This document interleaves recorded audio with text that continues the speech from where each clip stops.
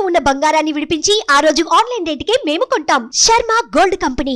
నమస్కారం, welcome to Suman TV. నేను గీతాంజలి. ప్రస్తుతం మనతో పాటు ప్రముఖ జ్యోతిష్యులు బ్రహ్మశ్రీ నందిబట్ల శ్రీహరి శర్మ గురువు గారు ఉన్నారు. వారితో మాట్లాడదాం. గురుగారు నమస్కారం అండి. వాగర్థావివ సంపృక్తౌ వాగర్థ ప్రతిపత్తయే జగతః పితరౌ వందే పార్వతీ పరమేశ్వరౌ. సదాశివ సమారంభాం శంకరాచార్య మధ్యమాం అస్మదాచార్య పర్యంతం వందే గురు పరంపరాం. ఆదిత్యాయ చ సోమాయ మంగళాయ బుధాయ చ గురు శుక్ర శనిభ్యశ్చ రాహవే కేతవే నమః. శృంగేరి జగద్గురు పీఠాధిపతులకి, కంచి పీఠాధిపతులకి నమస్కారములు తెలియజేసుకుంటూ కార్యక్రమాన్ని ప్రారంభిద్దాం. కార్తీక మాసం చూస్తూనే అయిపోయింది గురువు గారు. చాలా అసలు కదా, చాలా త్వరగా అయిపోయినట్టు దీపపు అనిపించింది. ఒత్తి హారతి ఎలా అయితే కరిగిపోతుందో అంత త్వరగా ఈశ్వరానుగ్రహం మనకు అంత తొందరగా వస్తుందా అని ఆలోచన. ఎంత చేసుకుంటే ఇంకా ఈశ్వరుని ఎలా మనం ఆ ఈశ్వర అనుగ్రహం ఎలా పొందాలి, ఇంత తొందరగా అయిపోయిందనే ఆలోచనతోనే మనకు సమయం అంతా 30 రోజులు దాదాపుగా అయిపోతుంది. గడిచిపోయిందా అనిపించింది. ఇక చూస్తూ అమావాస్య డిసెంబర్ 1వ తారీఖు కదండి. ఆ రోజున ప్రత్యేకంగా ఏమైనా విశిష్టత ఉందా అండి? కార్తీక మాసము అసలు సహజంగా అమావాస్య అంటేనే చాలా విశిష్టతమ్మ. ఎందుకనంటే సకల లోకానికి ప్రాణదాత అయినటువంటి సూర్య భగవానుడు ఉండేటువంటి రోజు, పైగా ఆదివారము రవికి సంబంధించినటువంటిది. ఆదివారము అమావాస్య రావడం అనేటువంటిది చాలా విశేషమైనటువంటిది. పైగా మనకు జ్యోతిష శాస్త్రం ప్రకారము పగలు పుట్టినటువంటి వాళ్ళకి పితృకారకుడు రవి, రాత్రి పుట్టినటువంటి వాళ్ళకి శని భగవానుడు పితృకారకుడు. కాబట్టి ఈసారి విశేషం ఏంటంటే అనురాధ నక్షత్రం కూడా, అనగా శని భగవానుడికి సంబంధించిన నక్షత్రం కూడా కలిసి రావడం చాలా విశేషం అమ్మ.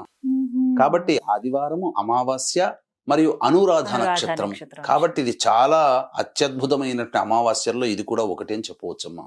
మరి ఆ రోజు ఈ అనురాధ నక్షత్రం వారు కావచ్చు, వాళ్ళు ఏమన్నా పూజలు గాని ఏమైనా నియమాలు గాని పాటించాలా అండి? అలా నక్షత్ర ప్రకారంగా చూసుకుంటే అటువంటిది ఏం లేదమ్మా. కాకపోతే ఆదివారం అమావాస్య రావడమే విశేషం అయితే శని భగవాన్ సంబంధించినటువంటి నక్షత్రం రావడం కూడా చాలా విశేషం.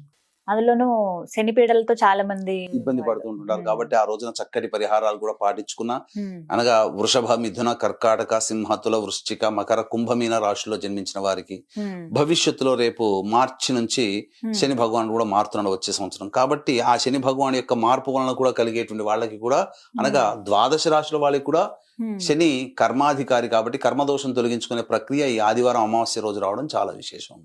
మరి ఆ రోజు ఏం చేయాలండి? అసలు నియమంగా ఏమైనా పాటించాల్సి ఉంటుందా ప్రతి ఒక్కరు? సహజంగా అమావాస్య అనేటువంటిది అనేసరికి చాలా మందికి వీక్షించేటువంటి సుమన్ టీవీ ప్రేక్షకులు కూడా గుర్తొచ్చేటువంటిది పితృదేవత సంబంధించినటువంటి తిథి. కాబట్టి ఆ రోజున పితృ కార్యక్రమాలు గనక చేసుకుంటే పితృదేవతల అనుగ్రహం కలుగుతుంది. ఈ రోజున మనం అనుభవిస్తున్నటువంటి అన్ని సుఖభోగాలకి లేదా అన్ని రకాలైనటువంటి దుర్యోగాలకి కారణం పితృదేవతల అనుగ్రహం, శాపమే కారణం. కాబట్టి అనుగ్రహం కలిగితే సుఖం కలుగుతుంది, వాళ్ళ శాపం కలిగితే ఆగ్రహం కలిగి వాళ్ళు మనకొచ్చేటువంటి మంచిని కూడా మన దాకా రానివ్వరు. అంటే ఇక్కడ పితృదేవతల శాపం పెడుతున్నారని కాదమ్మా, వాళ్ళ క్షుద్బాధలు తీర్చడం వారసులుగా మన బాధ్యత. ఏ వేదమైనప్పటికీ కూడా నమ్మా దైవాన్ని పూజించమని చెప్పలే, కానీ అన్ని వేదాలు పితృదేవతల్ని పూజించమని చెప్పబడింది.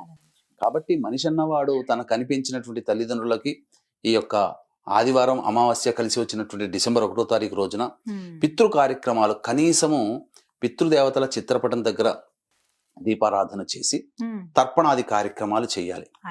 తర్వాత రావి చెట్టు దగ్గర మళ్ళీ దీపారాధన చేసి ఆ రోజున శివాయ నమః అంటూ 41 ప్రదక్షిణలు చేసి ఉత్తరం వైపున ఫేస్ పెట్టి శివ అష్టోత్తరం 3 సార్లు గనక పారాయణం చేసినట్లయితే తప్పకుండా దీప పెట్టడం వల్ల పితృదేవతానుగ్రహంతో పాటు శివయ్య అనుగ్రహం కూడా వచ్చి చేరి మనము సంతోషంగా ఉంటాం, ప్రశాంతంగా ఉంటాం. ముఖ్యంగా మానవుడికి కావాల్సింది ప్రశాంతతేనమ్మా, అన్ని అవసరం లేదు. ప్రశాంతతకరమైనటువంటి జీవితం ఉంటే వాడు రాజుతో సమానం. అదే కోరుకుంటారండి అందరూ. ప్రత్యేకించి శనిపీడల్లో భాగంగా ద్వాదశ రాశుల వారికి ఏదో ఒక రకంగా శని బాధలు అయితే ఉంటాయండి. అందులోనూ మకర, కుంభం, మీన రాశుల వాళ్ళకి ఏలినాటి శని ప్రభావం ఉంది కదా, వారు ఏమన్నా ప్రత్యేకంగా శనిపీడలకు ఏమన్నా చేసుకోవచ్చునమ్మా.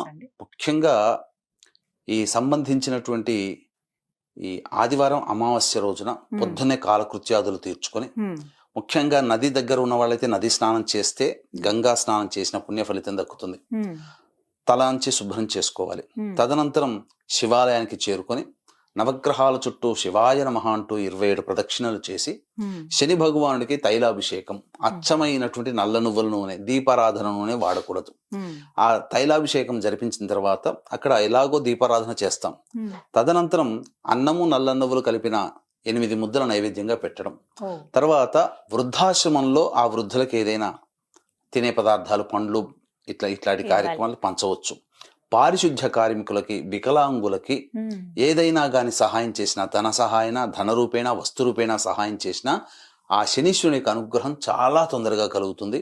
ఇక దానాది కార్యక్రమాలు, శనికి సంబంధించినటువంటి ఇనుపమేకు, ఇనుపబాని, నల్ల నువ్వుల నూనె, నల్ల నువ్వులు, అలాగే నల్లటి వస్త్రము, ఇవన్నీ కూడా దానం చేయవచ్చు. ఉప్పు, బెల్లము, అలాగే పత్తి, ఇవన్నీ కూడా మృత్యు సంబంధమైనవి కాబట్టి అనారోగ్యంతో బాధపడేటువంటి వాళ్ళు వీటిని దానం చేయవచ్చు.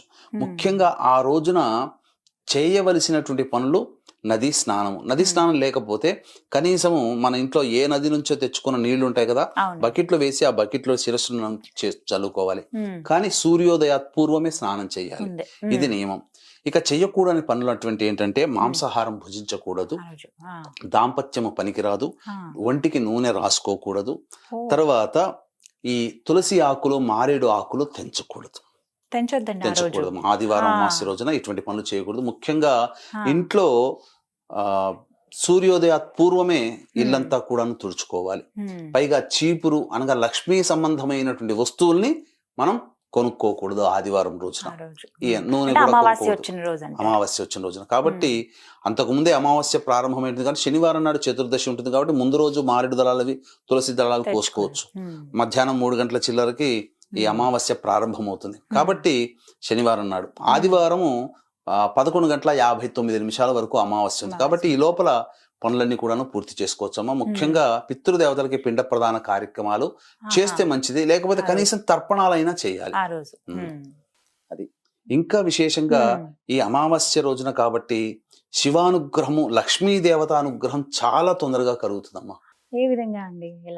ఎందుకంటే అమావాస్య రోజునే లక్ష్మీ అమ్మవారు పుట్టిందని చెప్పి మనకు శాస్త్రాలు ఘోషిస్తున్నాయి. కాబట్టి ఈ లక్ష్మీ అమ్మవారి అనుగ్రహం కోసం ఆ రోజున చక్కగా ఇంట్లో లక్ష్మీ పటానికి, లక్ష్మీనారాయణుడి యొక్క చిత్రపటానికి చక్కగా అలంకరణ చేసి లక్ష్మీనారాయణ సహస్రనామం ఉంటుందమ్మా. సహస్రనామాలలో లక్ష్మీనారాయణ సహస్రనామం ఉంటుంది కాబట్టి ఆ సహస్రనామాన్ని పారాయణం చేసి, లేకపోతే విడిగా తులసి చెట్టు దగ్గర విష్ణు సహస్రనామ పారాయణం, అలాగే లక్ష్మీ సహస్రనామ పారాయణం చేసి 2 అరటిపండ్లు, ఆవు పాలు లేదా మిశ్రి లేదా దానిమ్మ పండు నైవేద్యంగా పెట్టవచ్చు. పెట్టిన తదనంతరం ఎవరికైనా కానీ ఆ యొక్క ఆదివారం అమావాస్య ఉన్నటువంటి సందర్భంలో మిఠాయిలు పంచాలి. లక్ష్మీ అమ్మవారికి స్వీట్ అంటే, మిఠాయిలు అంటే చాలా ఇష్టం. అందుకని మీరు చూశారంటే దీపావళి రోజున ఎక్కువగా మిఠాయిలు పంచుకుంటారు ఆ రోజు. కాబట్టి ఆ అమ్మవారికి ఇష్టమైనటువంటిది మనం ఏదైతే మనం స్వీట్ ని దానం చేస్తామో, అంటే కనబడ్డ వాళ్ళకందరికీ కూడా ఇవ్వచ్చునమ్మా. ముఖ్యంగా ఆ రోజున దత్తాత్రేయుని ఆరాధన చాలా విశేషమైన ఫలితం ఇస్తుంది. గురు అనుగ్రహం చాలా తొందరగా కలుగుతుంది.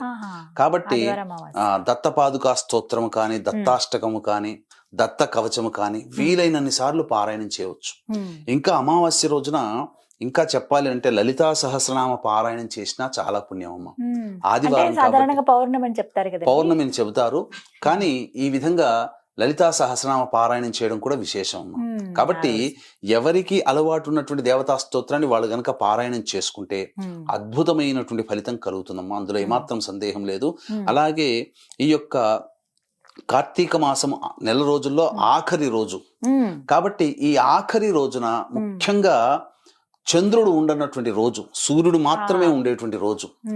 కాబట్టి ఈ రవిహోరలో ఎవరైతే ఈశ్వరుడికి ముఖ్యంగా చెరుకు రసంతో కానీ, బెల్లం నీళ్లు కలిపినటువంటి నీటితో కానీ ఈశ్వరునికి అభిషేకం చేస్తే ఉద్యోగ సంబంధమైనటువంటి సమస్యలన్నీ తొలగిపోతాయమ్మా. ఉద్యోగం రాని వాళ్ళకి ఉద్యోగం దొరుకుతుంది. రవిహోర ఎప్పుడు ఉంటుంది? రవిహోర ఉదయం 6:15 నుంచి 7:15 మధ్య కాలంలో. వీక్షించేటువంటి ప్రేక్షకులకు గమనిక, ఈ యొక్క కార్తీక మాసం నెల రోజుల పాటు పూజ జరిపిన తర్వాత పోలి పాడ్యమి అనగా పోలి స్వర్గం వెళ్ళినటువంటి రోజున గోకర్ణ క్షేత్రంలో జాతకరీత్యా కలుగు విద్య, వివాహ, ఉద్యోగ, దాంపత్య, సంతాన, అనారోగ్య సమస్యలకు మరియు వృషభ మిథున కర్కాటక సింహతుల వృశ్చిక మకర కుంభమీన రాశిలో జన్మించిన వారికి శనిదోష పరిహారార్థమై సర్వదోష నివారణ పూజల హోమాలు పర్ హెడ్ 1500 రూపాయలకి చేయించడం జరుగుతుంది. అవకాశం ఉన్న వాళ్ళు కార్యక్రమ తంత్రం కాంటాక్ట్ చేసి మీ గోతనామాలు నమోదు చేసుకోవచ్చు.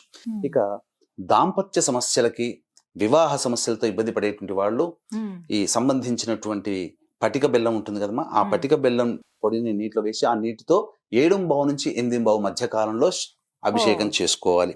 ఇక వ్యాపార సంబంధమైనటువంటి దోషములతో ఇబ్బంది పడేటువంటి వాళ్ళు ఈ యొక్క ధనాభివృద్ధి కలగాలని చెప్పి మారేడు దళములతో అభిషేకము కానీ అర్చన 8 నుంచి 9 మధ్య కాలంలో చేసుకోవాలి. ఇక సర్వ విధాలుగా ప్రజలతో సంబంధం ఉన్నటువంటి వృత్తి వ్యాపార ఉద్యోగాల్లో ఉన్నవాళ్ళు, అలాగే మానసిక సంబంధంగా ఇబ్బంది పడేటువంటి వాళ్ళు ఆవు పాలతో 9 నుంచి 10 మధ్య కాలంలో. ఇక ఇంతకు ముందు చెప్పుకున్నాం కదా శని భగవాన్ సంబంధించి 10 నుంచి 11 మధ్య కాలంలో శని దోష సంబంధమైనటువంటి దోషాలు తొలగిపోవడం కోసం ఇంతకుముందు చెప్పుకున్నటువంటి శని దోష నివారణ కార్యక్రమాలు చేసుకోవచ్చు. ఇక 11 నుంచి 11:59 వరకే ఈ యొక్క సంబంధించినటువంటి అమావాస్య ఉంది కాబట్టి ఆ సమయంలో గురు సంబంధమైనటువంటి అనుగ్రహం కలగాలనే ఉద్దేశంతో పంచామృతాలతో ఈశ్వరునికి అభిషేకం కానీ, లేకపోతే దత్తాత్రేయ కవచం ఆదివారం అమావాస్య ఉన్నటువంటి సమయంలో దత్తాత్రేయ కవచం 11 నుంచి 11:59 మధ్య కాలంలో వీలైనన్ని సార్లు పారాయణం చేయండి. ఇక ఈ శని భగవానికి సంబంధించి ఈ హోర ఉంది కదమ్మా 10 నుంచి 11 మధ్య కాలంలో వృద్ధులకి, వికలాంగులకి, పారిశుద్ధ్య కార్మికులకి 11 నుంచి 12 లోపల దానాది కార్యక్రమాలు, పండ్లు, ఇతరత్ర పదార్థాలు పంచవచ్చు. ఈ విధంగా చేయడం ద్వారా అమావాస్య రోజున ముఖ్యముగా ఈశ్వర అనుగ్రహం కలుగుతుంది. ముఖ్యంగా తర్పణాది కార్యక్రమాలు చేయాలనుకునే వాళ్ళు 6 నుంచి 7 మధ్య కాలంలో తమ పితృదేవతలకు తర్పణాది కార్యక్రమాలు కానీ, లేదా 11 నుంచి 12 గంటల మధ్య కాలంలో తర్పణాది కార్యక్రమాలు చేయవచ్చు. ఇలా ఆదివారం అమావాస్య చాలా విశేషమైన రోజు అని చెప్తూ ఉన్నారు. కార్తీక మాసం అన్నాళ్ళు ఎలా చేసుకున్నారో ఈ రోజును కూడా అదే తులసి చెట్టు దగ్గర దీపారాధన 30 ఒత్తుల దీపారాధన చేసుకోవచ్చు. 360 + 360 720 ఒత్తుల దీపారాధన చేయవచ్చు అమావాస్య రోజున, తప్పు లేదమ్మా. చాలా చక్కగా వివరించారు గురుగారు. నమస్కారం అండి. సర్వం శ్రీ ఉమామహేశ్వర పరబ్రహ్మార్పణమస్తు.